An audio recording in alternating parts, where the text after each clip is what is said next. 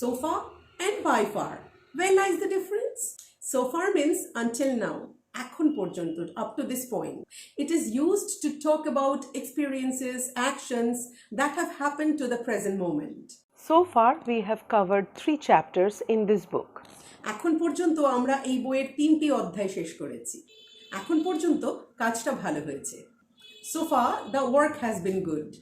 But by far is used to emphasize something as being the best, the most, or the greatest when compared to others.